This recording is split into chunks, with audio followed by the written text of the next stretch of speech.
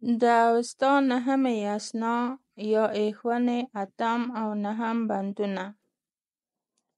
اتم بند: په دې بند کې د هومې له خولې د اتبۍ یا بیټن د نسل په باب داسې وضاحت ورکول کیږي: د دې ځمکې یا ځایګي یعنې کلي د حق یو ژني یا یو ځوان درې ځوانان وزېږول، درې کمرونه یې وزېږول، یعنې درې داسې قوي ځوانان لکه د غره کمرونه، او د هغوی څخه یې نور نسل هم د نرو او ښځو په شمول وموند او ډېر کا.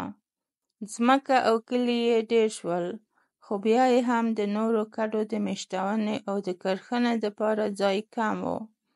ما ور وښودل چې دوی ښایي د نویو مینو د ځایښت دپاره نورو ځمکو ته هم مخه وکړي او مېشتو کډو ته ووایي چې نویو راغلو کډو ته لاره ورکړي تر څو تر ډېرو سیمو لاړ شي او هلته اوسېدنه خپله کا. دلته هومه د اوسېدو د ځمکې، کرښنې او ابادۍ وعده ورکوي هغه چاته چې درې زامن یې په یو وار زېږولي او خپله کډه او کورنۍ یې ډېره کړې، چې دا کس هماغه اتبۍ یا بیټن دی. هومه ده ته د نورو کډو د ځایولو او په ورکولو طریقه هم ورښيي، او دا د کرښنې د ځمکې پراختیا ته یې هم اشاره کوي او ورته وایي چې د خپل ټبر کوچۍ کډې دې ځانته راوغواړي چې ده د ځمکې او کلي په لور راشي، او خپلو مېشتو کډو ته دې ووایي چې راتلونکو ته له خپل منځه د تېرېدو مخه ورکړي تر څو نورو پرتو سیمو ته لاړ شي او پکې مېشت شي. دا ښایي د هغو وختونو کیسه وبولو کوم چې بوختي کې د مېشتو اوریانو کډو شمېر او نفوس هومره ډېر شوی و چې شاوخوا سیمو ته وغځېدل او د هندوکش سویلي لمنو ته راواوښتل. د اتم بند فارسي ترجمې یوه برخه په کتاب کې. کیک زد یعنی کشت، اژدها که سه سر، شش چشم، هزار دریافت، آن دروغ دیو بسیار نیروی، بد دروند برای جهانها را. او همداسې به مفهومه یو دوې جملې نورې ورزیاتوي. د بند ځینې کلمې به هم د پښتو په مرسته وڅېړو. اول: جنت دی، چې کتاب کې معنا لیکلې زد کشت، او ما دا کلمه د ژنه دی تحریف شوې یا لهجوي بڼه ومونده.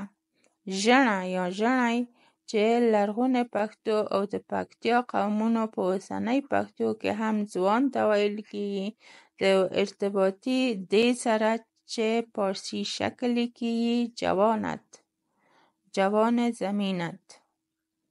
دوهم: کمردم، په کتاب کې د دې کلمې معنا لیکلې سر اهریمني، سر زشت، سر نفرت انګیز، چې مفهوم نه دی د کومې منبع پر اساس یې دا معنا ترې اخیستې، خو ما د درې ځوان تر څنګه چې هغه هم په تحریف شوې بڼه ترې ځفان لیکل شوي وو، دا کلمه درې کمردم یا کمرونه دې هم ولوستل.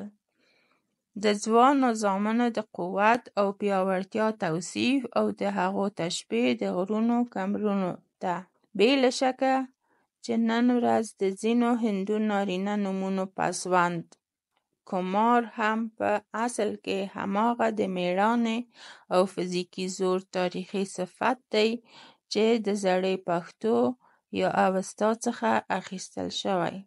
دریم: یې واخیشتم، کتاب کې د مخکینی کلمې هزه نه راپسې یو ځای معنا شوی. هزار دریافت، ما د دې کلمې په سر کې یې د مخکنۍ کلمې سره ارتباطي ادامه ولوسته او په خپله دا کلمه مې واخیشتم د واخیسته د پښتو شینواري لهجوي شکل وموند چې د اولنۍ کلمې سره داسې وړه جمله ترې جوړیږي. ښځه نره یې واخیستل. 4 محرکۍ. کتاب کې د دې کلمې معنا نیستي، نابودي لیکل شوې، خو ما هغه د مخه راکړئ په ډول لوستې، چې د بند جمله کې د ډېرو کډو د ځای په ځای کولو دپاره د میشتو څخه یوه تقاضا غوندې راغلې، یعنې لار ورکړئ د نورو کډو میشتېدنې ته. د 10 بند څخه مخکې په 9 بند کې هم یو ځل بیا دریم وار استعمالوونکي ته د خپل تبلیغ د تکرار سره اشاره کړې. 9 بند. کسې یعنې وینې، ته به هم تریتیو یعنې دریم وار 3 تنو زه وموښلم، استوانو دپاره په کور کولو ته یې، که تاسې هم خپل زیز او اولاد ژوند کوئ، که تاسې مو نوم، پت او نښان زښت کوئ، نو تاسې به هم زما څخه ګټه اخلئ.